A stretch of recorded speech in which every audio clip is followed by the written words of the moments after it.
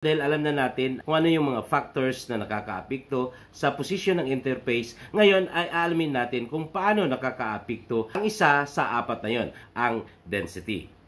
As far as density is concerned, nababago mo lang ang posisyon ng interface by changing the gravity desk, mga idol. So ngayon, let's say, for example, meron tayong previous na fuel na nandito ang posisyon ng interface, let's say 0.98 specific gravity. At bigla tayong nag-bunker ng 0.92. Dahil mas magaan ang fuel na gagamitin, ang mangyayari dyan ay ito. Pag wala kang binago sa gravity desk, papasok ang oil natin dahil hindi siya ganun kabigat. Ang tendency, papasukin siya ng tubig at itong tubig na ito ay hahalo sa cleaned oil outlet. Anong gagawin mo para ibalik ang interface mo sa optimum position? Palitan natin ang gravity desk ng mas malaki na inside diameter as per the nomogram. Mas madali siyang mag-overflow. So ngayon, lalabas ito ngayon at babalik sa optimum position. Vice versa, ano naman ang mangyayari? Ganyan ang mangyayari, mga idol. Lalabas ang interface to the extent na ang oil ay lileak out sa separated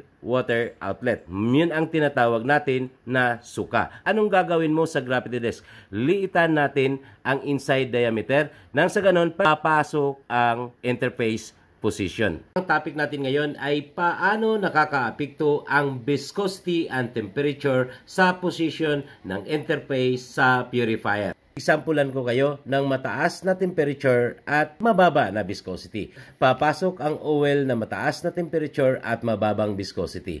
Dahil mababa ang viscosity mo, papasok ang interface. May tendency na ang separated water at sealing water ay hahalo sa cleaned oil outlet or ang masaklap doon ay babagsak ang pressure mo sa discharge. At bibigyan ka ng alarma na pressure alarm. Ngayon, i-introduce ko na naman sa inyo ang kondisyon kung saan mababa ang temperature at mataas ang viscosity. Na yan lagi ang nangyayari pagka every time nag-start tayo ng purifier. Kung hindi natin pinapataas ng gusto ang temperature, bibigyan ka ng mataas na viscosity. Ganyan ang mangyayari, mga idol. Dahil mababa ang temperature mo, mataas ang viscosity mo, ang gagawin ng oil ay itutulak niya ang interface palabas. Dahil masyadong viscous ang oil mo, itutulak niya palabas, breaking the seal, and to the extent na itong oil na ito ay lalampas sa limit ng gravity disk mo,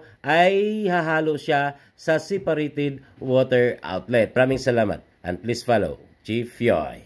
Since tapos na ang mga factors na nakakaapekto ng interface position natin, viscosity, density, temperature, ang pag-uusapan natin ngayon ay ang flow.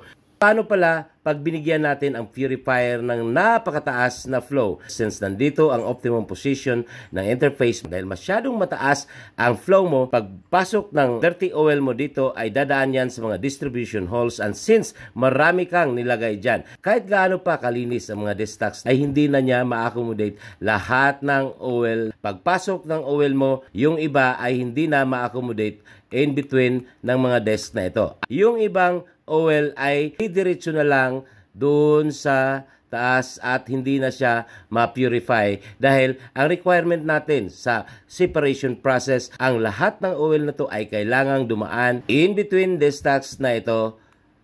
Kaya lang, ang problema, dahil masyadong marami ang binigay mo na flow, yung iba ay na-separate, yung iba naman ay nag-bypass na lang, at ang masaklap doon, pag sobra na flow, ang mangyayari, yung iba ay hindi didiretso doon sa outlet, yung iba naman ay itutulak niya ang interface hanggang sa lalampas sa limit ng gravity desk, at ang mangyayari naman ay ganito, mga idol. Magli-leak out yan kasama ang separated water outlet natin. And vice versa, pag masyadong mababa ang flow mo, ay ganun din, mga idol.